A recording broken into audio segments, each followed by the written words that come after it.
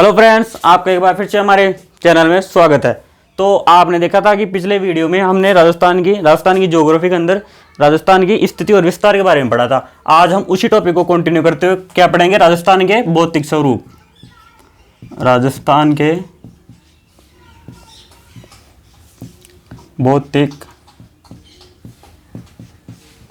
स्वरूप।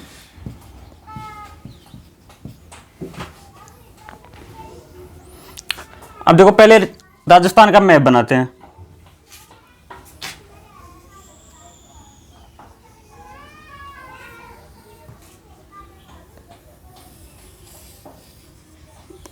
ये हमारा राजस्थान है कुछ ऐसा। तो राजस्थान को मुख्य रूप से 4 भागों में बांटा गया है।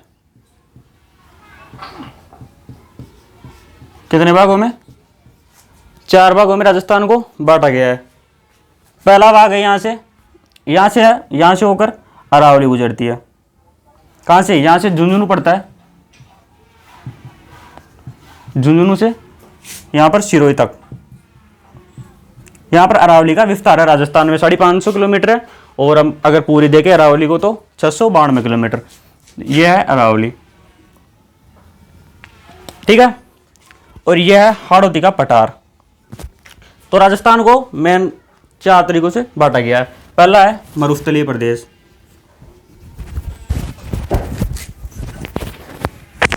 मरुस्थलीय प्रदेश, और यह है अरावली।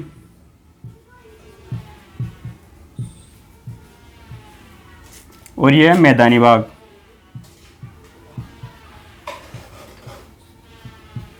अब ये मैदानी भाग है जो राजस्थान के पूर्व दिशा में, इधर पूर्व दिशा है, इधर उत्तर, इधर पश्चिम, और नीचे दक्षिण, ठीक है। अब मैदानी भाग पूर्वी भाग में है, तो इसे बोलते हैं पूर्वी मैदानी भाग। और यह है हाड़ौती का पठार, हाड़ौती का पठार। अब इसके अंदर कौन कौन जिले आते हैं? कोटा हो गया, झालावाड़ हो गया, बारा हो गया, ये हाड़ौती के पठार में आते हैं। और यहाँ पर कौन सी मिट्टी पाई जाती है? काली मिट्टी, ठीक है। ये हो गया हाड़ौती का पठार। तो मेन रूप से 4 भागों में बांटा गया है। पहला भाग है कौन सा? मरुस्थलीय प्रदेश। अब ये कौन मरुस्थल की किस दिशा में? पश्चिमी दिशा में, तो इसे बोलते हैं पश्चिमी मरुस्थलीय प्रदेश, पश्चिमी मरुस्थलीय प्रदेश, ठीक है। दूसरा भाग है अरावली, ये पूरी अरावली। तो अरावली क्या है? पर्वत है, सबसे प्राचीन, विश्व की सबसे प्राचीन पर्वत श्रृंखला है। प्राचीन पर्वत श्रृंखला। विश्व में जितने भी पर्वतों का निर्माण हुआ उसमें सबसे प्राचीन यह है। और सबसे नवीन कौन सा है? नवीन है हिमालय, नवीन, ठीक है। पहला भाग हो गया पश्चिमी मरुस्थलीय प्रदेश। ये जितना भी भाग है मरुस्थल हो गया, इसमें टोटल 12 जिले आते हैं। दूसरा हो गया अरावली पर्वतीय प्रदेश, अरावली पर्वतीय प्रदेश। अगर आपको मैप याद है तो आपकी 50% ज्योग्राफी तो ऐसे ही हो जाएगी कंप्लीट। फिर क्या आएगा? पूर्वी मैदानी प्रदेश। अब ये मैदानी प्रदेश इसको क्यों बोलते हैं? क्योंकि यहाँ पर जो है नदियाँ बहती है ज़्यादा, तो इसको पूर्वी मैदानी प्रदेश बोलते हैं, पूर्वी मैदानी प्रदेश,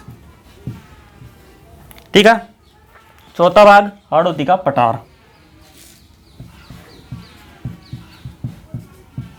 हाड़ौती का पठार। अब राजस्थान के भौतिक स्वरूप में ये चार भाग हैं। अब इनको हम विस्तार से डिटेल वाइज पढ़ेंगे। सबसे पहले पढ़ेंगे हम पश्चिमी मरुस्थलीय प्रदेश। ये जो एरिया है पश्चिमी मरुस्थलीय प्रदेश, इसमें कौन कौन जिले आते हैं? इधर आ जाएगा गंगानगर, फिर आ जाएगा बीकानेर, फिर आएगा जैसलमेर, और फिर आ जाएगा बाड़मेर। इधर के साथ पड़ेगा जोधपुर, चूरू, जोधपुर का पश्चिमी भाग। अब हम पढ़ेंगे इसमें पश्चिमी मरुस्थलीय प्रदेश।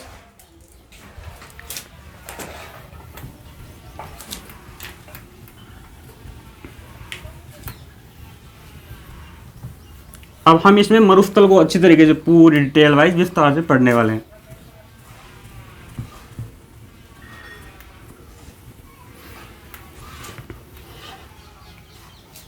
अब ये 4 भाग है।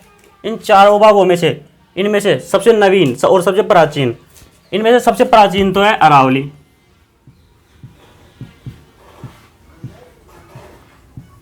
सबसे प्राचीन कौन सी है? अरावली पर्वत श्रृंखला।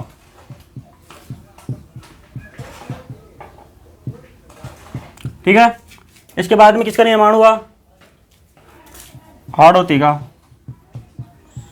इसके बाद में मैदानी भाग का, और सबसे नवीन जो है वो है मरुस्थल। अब मरुस्थल को 33 सागर का भाग माना जाता है। 33 सागर की मरुस्थल की उत्पत्ति किससे हुई है? 33 सागर से हुई है। अब ये कैसे माना जाता है ये मैं आपको बताता हूँ। ये पृथ्वी थी, ये क्या थी? हमारी पृथ्वी। अब इस पृथ्वी के अंदर, इस पृथ्वी के पहले 2 भाग थे।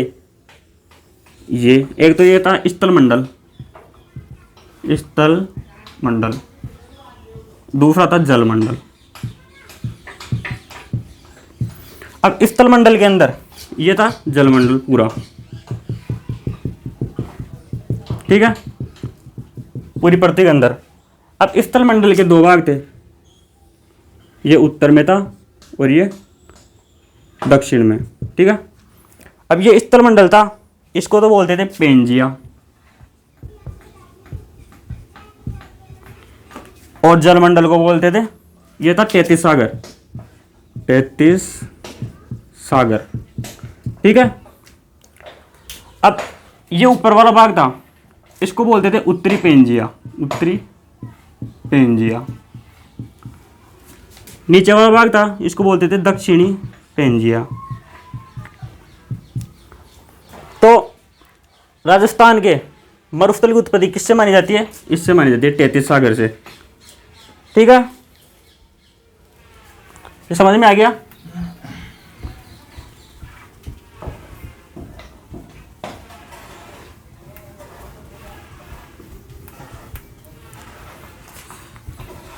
अब हम पढ़ेंगे मरुस्थलीय क्षेत्र को पूरे डिटेल से।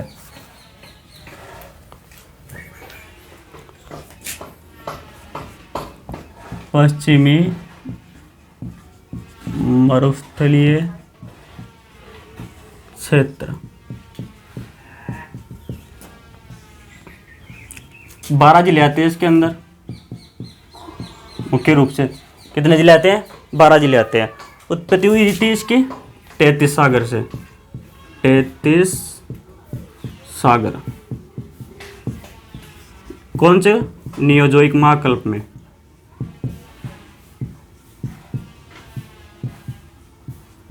ठीक है, 33 सागर के नियोजोइक महाकल्प से इसकी उत्पत्ति मानी जाती है। अब मरुस्थल था, मरुस्थल को 33 सागर का अवशेष क्यों माना जाता है कि ये 33 सागर का अवशेष क्यों है? अब इसके भी बहुत सारे रीजन है। पहला रीजन है कि मरुस्थल के अंदर खारे पानी की झीलें पाई जाती है। क्या? खारे पानी की झीलों की प्रधानता। आपको पता है कि मरुस्थल में खारे पानी की झीलें कौन कौन सी है? डीडवाना, पंचभद्रा, ठीक है, ये खारे पानी की झील है जो कहाँ पर है? मरुस्थल में पड़ती है। दूसरा, यहाँ पर जैसलमेर में है कुलधरा गांव, कुलधरा ग्राम से एक मछली के जीवाश्म प्राप्त हुआ है, मछली का जीवाश्म, ठीक है। खारे पानी की झील है जैसलमेर कुलधरा गांव से मछली का जीवाश्म प्राप्त हुआ है। तो ये जितनी भी चीजें हैं ये कहाँ पर होती है? समुद्र में होती है। तीसरी खारे पानी की झील है, और तीसरी होगी अवसादी चट्टानें, अवसादी चट्टानों की प्रधानता।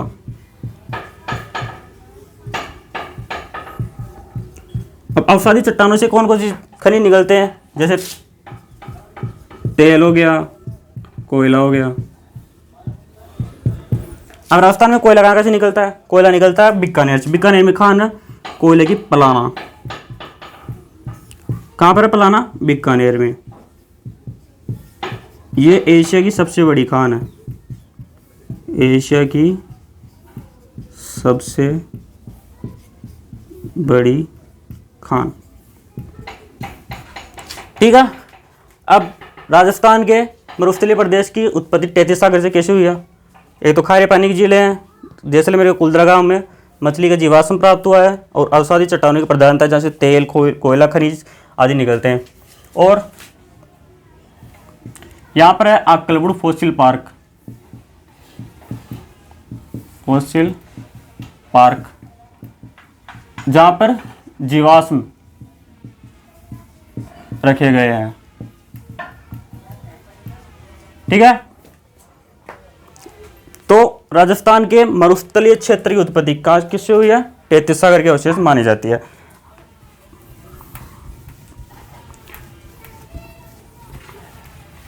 हम आगे खनिज वाला चैप्टर पढ़ेंगे तो उसमें सारे खनिज पढ़ेंगे, कोयला, पेट्रोल, ये कहाँ से निकलते हैं। औषधि चट्टानें होती है, उनसे हमेशा कोयला और पेट्रोल, तेल, खनिज तेल, गैस के भंडार है जैसलमेर में। जैसलमेर में कहाँ पर? जैसलमेर में गोटारू से क्या प्राप्त हुआ है? हीलियम गैस के भंडार प्राप्त हुए हैं, हीलियम गैस। ठीक है। और इसके अलावा गैस के क्षेत्र कौन कौन से हैं? डांडेवाला, लोंगेवाला, ये गैस के क्षेत्र है। और अब तेल के कुएं जैसलमेर में कौन कौन से? मंगला, ऐश्वर्या, रागेश्वरी, ये सब जैसलमेर में तेल के क्षेत्र है। और अगर हम कोयले की बात करें तो कोयला कहाँ से निकलता है? पलाना, बरसिंगसर, केसर देसर, हाड़ला, नापासर, ये सारे कहाँ पर है? ये पड़ते हैं बीकानेर में। और कोयला क्षेत्र कहाँ पर है? बाड़मेर के अंदर है।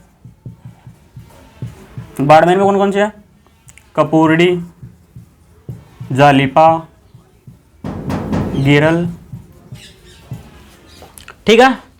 ये जो खनिज क्षेत्र है ये हम खनिज वाले चैप्टर में पढ़ेंगे। अभी हम पढ़ते हैं राजस्थान के भौतिक स्वरूप। इसमें हम पढ़ रहे थे पश्चिमी मरुस्थलीय क्षेत्र।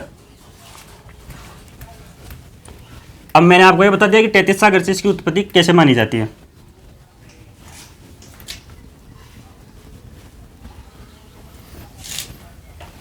अब मरुस्थल है, मरुस्थल को 2 भागों में बांटा गया है।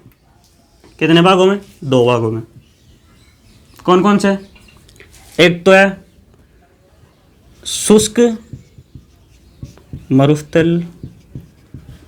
मरुस्थलीय क्षेत्र, और दूसरा है अर्धशुष्क।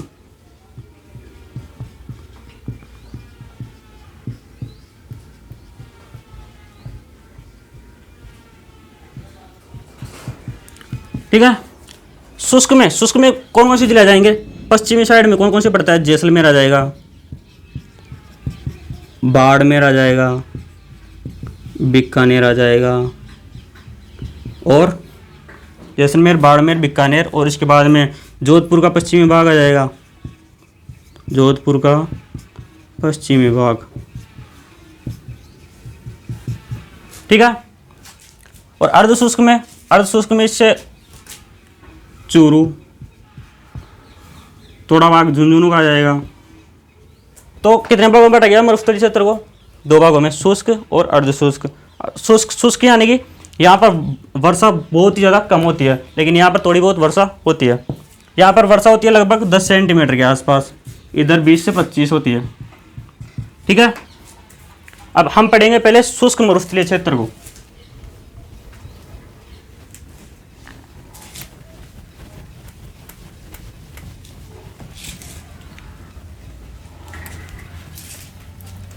कौन सा? शुष्क मरुस्थलीय क्षेत्र।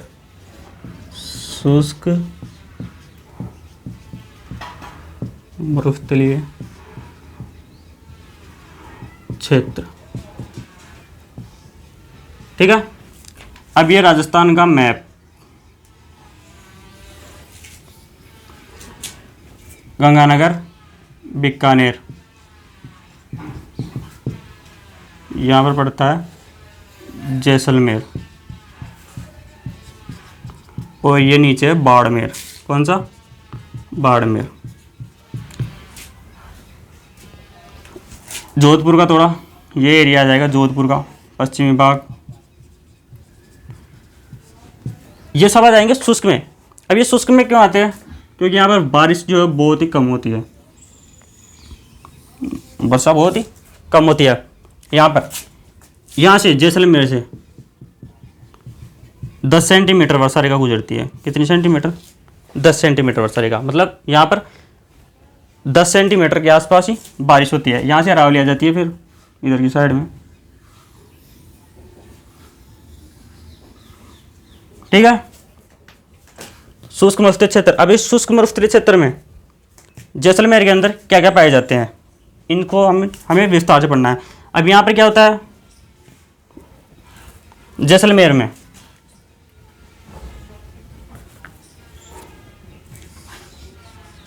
जैसलमेर में मैंने आपको खनिज पढ़ा दिए पूरे। अब इसके अंदर कितने 10 सेंटीमीटर बारिश होती है यहाँ पर सबसे कम, और यहाँ पर भूमिगत जल पट्टी। कौन सी? जैसलमेर के अंदर भूमिगत जल पट्टी कौन सी है? लाठी सीरीज।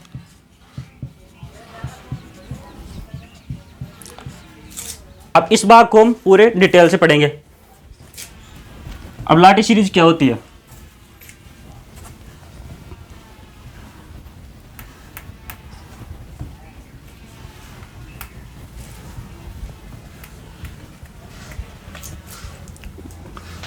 लाठी सीरीज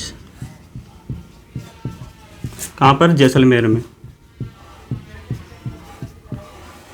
जैसलमेर के पोखरण, पोखरण से मोहनगढ़, जैसलमेर के पोखरण से मोहनगढ़ के बीच में यहाँ पर एक 60 मीटर चौड़ी क्या है? जलपट्टी है। 60 मीटर चौड़ी जलपट्टी जिसे हम क्या कहते हैं? लाठी सीरीज। अब इस लाठी सीरीज के अंदर, लाठी सीरीज में सेवण घास पाई जाती है। अब घास और कौन कौन सी पाई जाती है? सेवण, करड़, दामन, अंजन, बुर, सुगनी, ये सब घास के प्रकार है। अब यहाँ पर कौन सी पाई जाती है? सेवण घास। सेवण घास के अंदर आपको पता होगा कि सेवण घास में यहाँ पर पक्षी पाया जाता है घोड़ावण। कौन सा? घोड़ावण, जो आपको यहाँ पर ही देखने को मिलेगा पूरे राजस्थान या पूरी पृथ्वी के अंदर। घोड़ावण। अब घोड़ावण कहाँ पर मिलेगा? Akal wood fossil park. क्या? जैसलमेर में आकलवुड फॉसिल पार्क। यहाँ पर घोड़ावण पक्षी मिलेगा। और ये सेवण घास है, ये दुधारू पशुओं को दी जाती है। ठीक है। लाठी सीरीज समझिए क्या है। और इसी लाठी सीरीज के अंदर थार का घड़ा, जिसे चांदन नलकूप बोलते हैं, ये पाया जाता है। कहाँ पर? लाठी सीरीज में। ठीक है।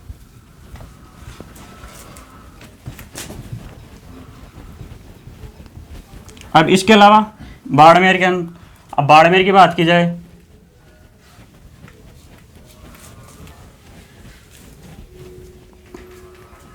बाड़मेर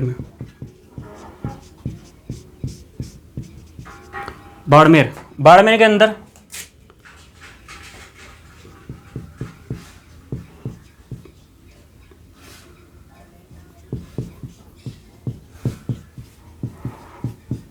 मतलब बालोतरा से शिवाना के बीच में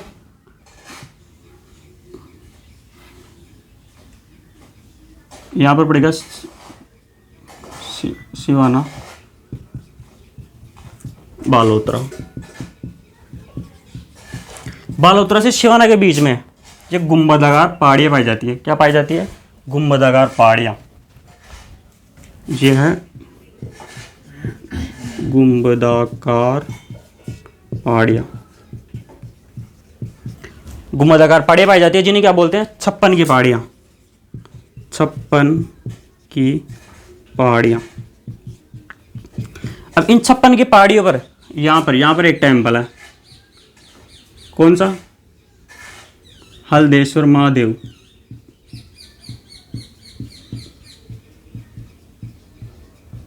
अब ये टेम्पल है, ये किसको समर्पित था? 23वें तीर्थंकर पार्श्वनाथ, मतलब जैन धर्म को समर्पित है।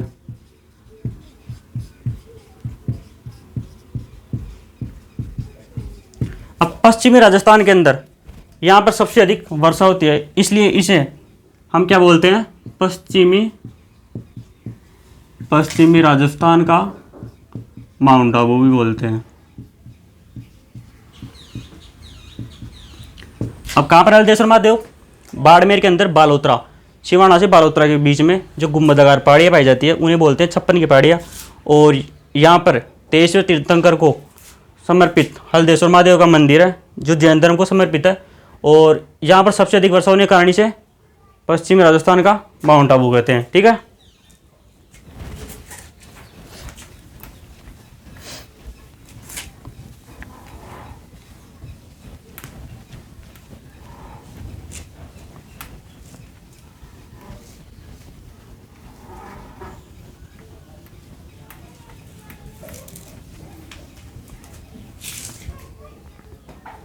अब हमने पढ़ लिया बाड़मेर में क्या है। बाड़मेर के अंदर 56 की पहाड़ियाँ पाई जाती है जहाँ पर हल्देश्वर महादेव का टेम्पल है जो 23वें तीर्थंकर जैन धर्म को समर्पित है और उसे हल्देश्वर महादेव कहते हैं। और अब हम आगे चलते हैं।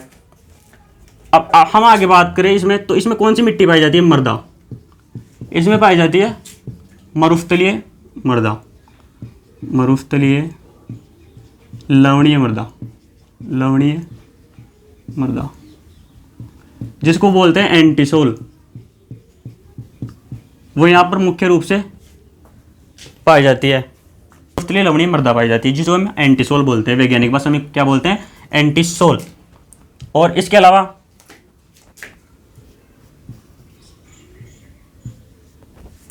ठीक है। अब यहाँ की अगर हम वनस्पति की बात करें, वनस्पति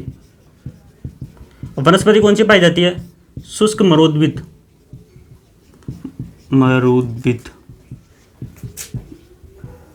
कांटेदार मतलब यहाँ की वनस्पति होती है उनमें लंबी लंबी पत्तियाँ पाई जाती है जो कांटों के रूप में रूपांतरित हो जाती है, जैसे कैक्टस हुआ। इनको क्या बोलते हैं? जीरोफाइट्स।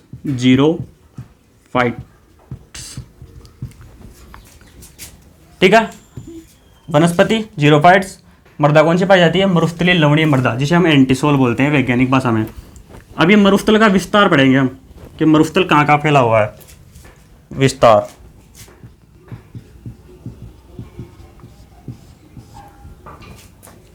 क्या पढ़ेंगे? मरुस्थल का विस्तार। अब ये मरुस्थल था, दो भागों में विभाजित किया था हमने इसे, शुष्क और अर्धशुष्क। अर्धशुष्क के कितने भाग है? 4 भाग है। और शुष्क मरुस्थलीय क्षेत्र का अब हमें क्या पढ़ना है? विस्तार पढ़ेंगे। तो अब ये कहाँ पर फैला हुआ है? भारत में। भारत के अलावा ये पाकिस्तान में फैला हुआ है। एक तो इंडिया में है और एक है पाक में। अब ये इंडिया में, भारत में, कहाँ पर? भारत में कुल मरुस्थल है उसका कितना प्रतिशत है? 62%। पाकिस्तान में कितना है? 38%। ठीक है। अब भारत के अंदर राजस्थान, भारत के 62% में से राजस्थान में कितना है? 61.11%। और बाकी जो पंजाब हुआ, हरियाणा और गुजरात, पंजाब हरियाणा और गुजरात में इनमें कितना होगा? 89%। विस्तार कहाँ कहाँ पर है? पाकिस्तान में है और भारत में, इंडिया में और पाकिस्तान में। भारत में 62%, पाकिस्तान में 38%। भारत के 62% में से राजस्थान में कितना है? 61.11% और पंजाब, हरियाणा और गुजरात में कितना है? 0.89%। और यहाँ पर राजस्थान की कुल 40% जनसंख्या निवास करती है। कितनी? 40% जनसंख्या। राजस्थान के 4 भाग थे ना, मरुस्थलीय और अरावली, पठारी भाग और मैदानी भाग। उनमें से राजस्थान की पूरी 40% जनसंख्या मतलब यहाँ पर निवास करती है। ये हो गया मरुस्थल का विस्तार।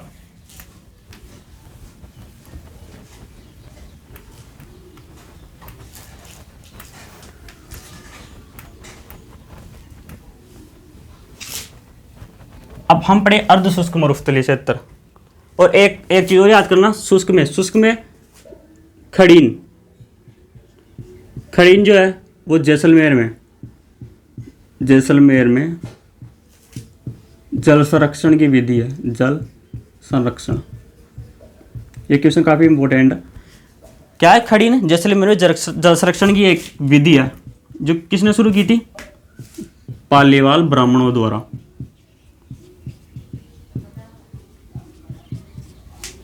ठीक है।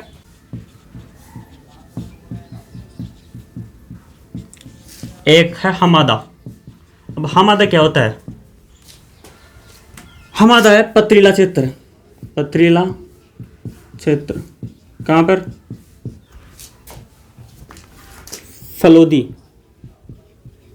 कहां पर है? जोधपुर में। फलोदी से पोखरण। अब पोखरण कहां पर है? बाड़मेर में। बाड़मेर में क्या? जैसलमेर में।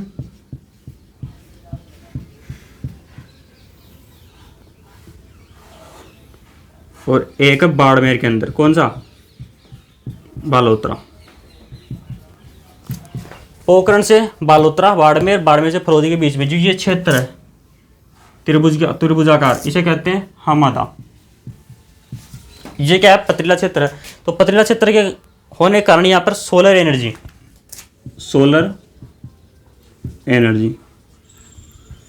की काफी संभावना है। इसलिए यहाँ पर किसकी स्थापना की गई है? सीज की। सीज क्या है? Solar energy enterprising zone. कहाँ पर है ये? फलोदी के यहाँ पर है। फलोदी से बाड़मेर और पोखरण के बीच में जो त्रिभुजाकार क्षेत्र है, त्रिभुजाकार क्षेत्र। ठीक है। अब इसके अलावा क्या है? एक बालू का स्तूप। शुष्क वाले क्षेत्र में वहां पर क्या होता है? वायु का अपर्दन होता है। वायु से मृदा का अपर्दन होता है सबसे अधिक। और मरुस्थल के विस्तार का कारण भी वही है। क्या? वायु से क्या होता है? मृदा अपर्दन, मतलब मृदा का कटाव होता है। और बालू का स्तूप बनते हैं। कैसे? बालू का स्तूप कौन कौन से है? एक है अनुप्रस्थ बालू का स्तूप। दूसरा है अनुदैर्घ्य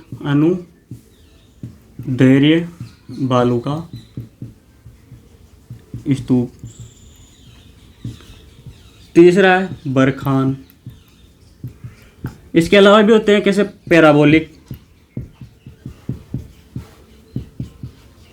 पैराबोलिक बालू का स्तूप।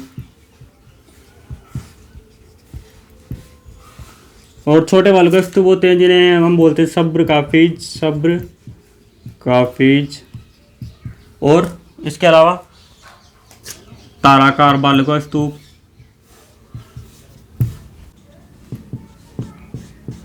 बरखान होते हैं अर्धचंद्राकार बालू का स्तूप।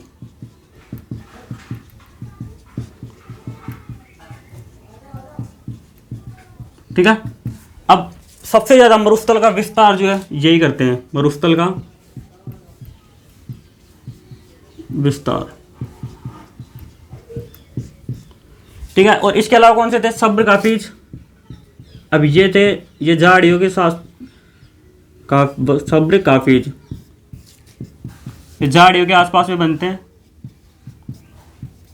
ठीक है, कौन से ताराकार मतलब तारे जैसी आकृति बनाते हैं उन्हें ताराकार बालू का स्तूप कहते हैं। अब हम पढ़ेंगे अर्धशुष्क। अब अर्धशुष्क मरुस्थलीय क्षेत्र को 4 भागों में बांटा गया है। कौन कौन से? पहला है घग्गर प्रदेश। कौन सा? घग्गर। दूसरा हो जाएगा शेखावाटी।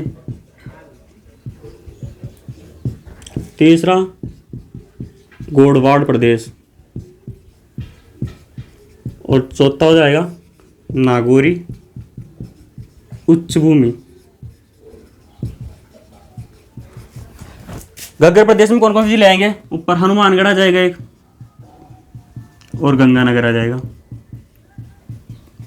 शेखावाटी में सीकर, चूरू, झुंझुनू, ये सब शेखावाटी में आ जाएंगे। गोडवाड़ में जहाँ से लूणी नदी बहती है, कहाँ कहाँ पर? बाड़मेर में हो जाएगा, जालोर, पाली। नागौरी उच्च भूमि में नागौर आ जाएगा।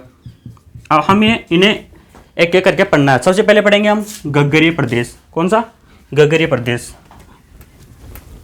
अर्धशुष्क मरुस्थल के अंदर।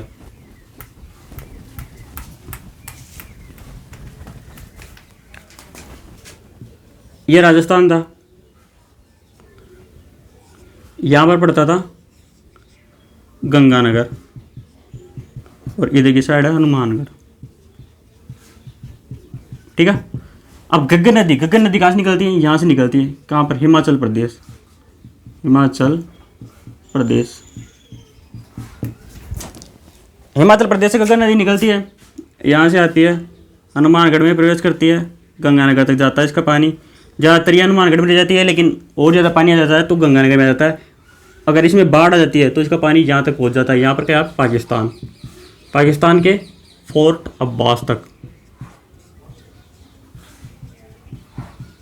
ठीक है, हनुमानगढ़ में आती है, हनुमानगढ़ से गंगानगर, गंगानगर से पाकिस्तान पहुंच जाती है। अब यहाँ पर इसका ये जो क्षेत्र है इसको बोलते हैं घग्गरीय प्रदेश। ये पूरा एरिया क्या बोलते हैं? घग्गरीय प्रदेश।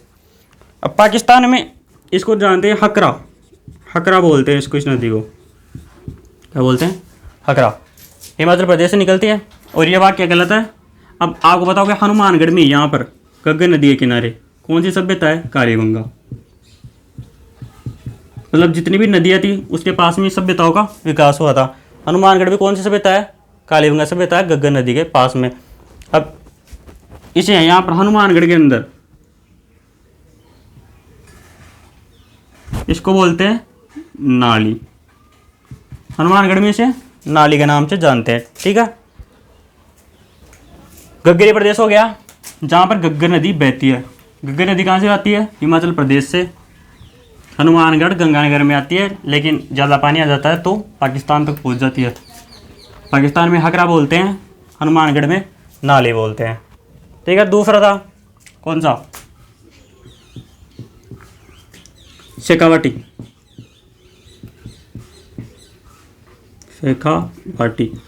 प्रदेश।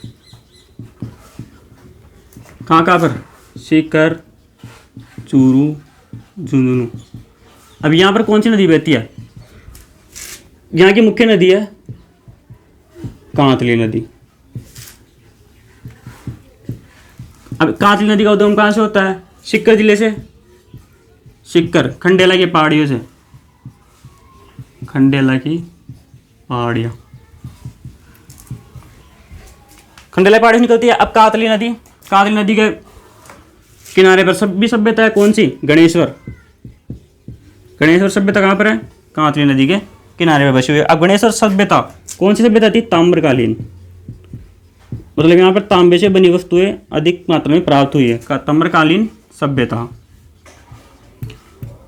यहाँ से इतना तांबा प्राप्त हुआ है कि इसको ताम्रकालीन सभ्यताओं की जननी भी कहा जाता है। गणेश्वर सभ्यता क्या कहा जाता है? ताम्रकालीन सभ्यताओं की जननी। कहाँ से निकल? शेखावाटी प्रदेश की मुख्य नदी कौन सी है? कांतली नदी सीकर की खंडेला के पहाड़ी से निकलती है। गणेश्वर सभ्यता का विकास हुआ था यहाँ पर, और इसे ताम्रकालीन सभ्यताओं की जननी कहा जाता है। और बात करें हम तो यहाँ पर जल संरक्षण की विधि को क्या बोलते हैं? जोहड़ बोलते हैं। क्या बोलते हैं? जोहड़। ये कच्चे कुएं होते हैं, कच्चे कुएं। अब जब इनको पक्का कर दिया जाता है, तो इनको नाड़ा बोलते हैं। कौन से? जोहड़ और नाड़ा। क्या है? जल संरक्षण की विधि है।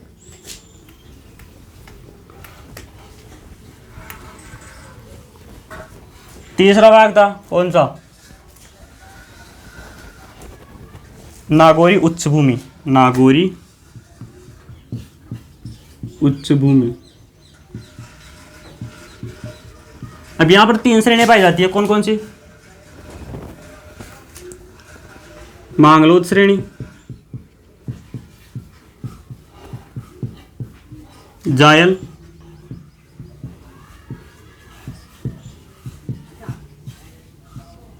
कौन सी? मकराना श्रेणी। मांगलोद श्रेणी ये था जिप्सम जमाव क्षेत्र। कौन सा? जिप्सम जमाव क्षेत्र। जायल श्रेणी इसमें थी फ्लोराइड जमाव क्षेत्र। मकराना श्रेणी थी। मकराना में क्या होता है? संगमरमर जमाव क्षेत्र। ठीक है। अब एक चीज और नोट करना है यहां पर,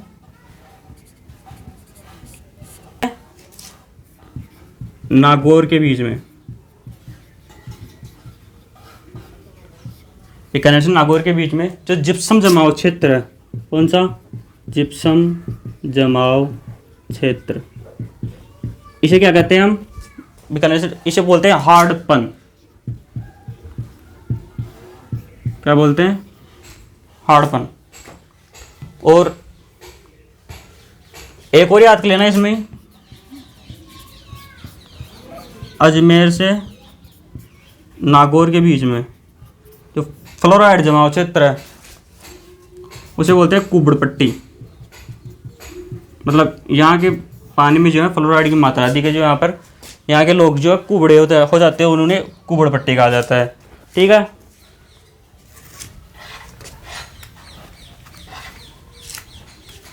नागौर उच्च भूमि हो गई। अब कौन सा था? एक रह गया गोडवाड़ प्रदेश। कौन सा? गोडवाड़ कौन सा था? गोडवाड़। अब जहाँ पर लूणी नदी बहती है, लूणी नदी, उस क्षेत्र को गोडवाड़ क्षेत्र कहते हैं। अब लूणी नदी कहाँ से निकलती है? अजमेर से निकलती है, अजमेर के नागपाड़ से। कहाँ से निकलती है? अजमेर के नागपाड़ से। अब ये कहाँ से होती हुई जाती है? नागौर, पाली, लूणी नदी कहाँ से होती जाती है? नागौर, पाली और आगे जोधपुर,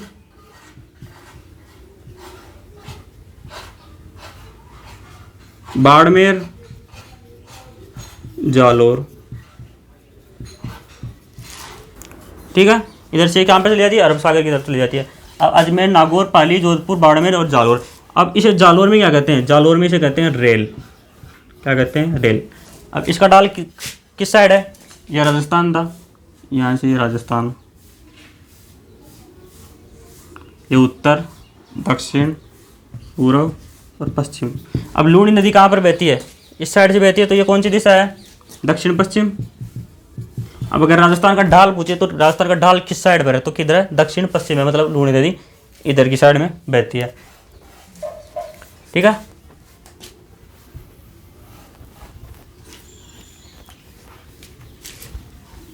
अब लूणी नदी का जो पानी है वो खारा कहाँ पर होता है? बाड़मेर में होता है, बालोतरा में। अजमेर से जो है ये मीठे पानी की होती है, लेकिन बालोतरा जाने के बाद वहाँ की मिट्टी से इनमें लवण मिल जाते हैं और इसका जल जो कैसा हो जाता है? खारा हो जाता है। तो राजस्थान के कितने भाग थे? 4 भाग थे। पहला मरुस्थलीय क्षेत्र। अब हम दूसरा भाग पढ़ेंगे, कौन सा? अरावली। और फिर पढ़ेंगे इधर की तरफ कौन सा था? पूर्वी मैदानी प्रदेश। और उसके बाद में पढ़ेंगे पठारी प्रदेश। तो आज के लिए बस इतना ही। और मिलते हैं किसी अगले टॉपिक के साथ और अगली क्लास में। ठीक है।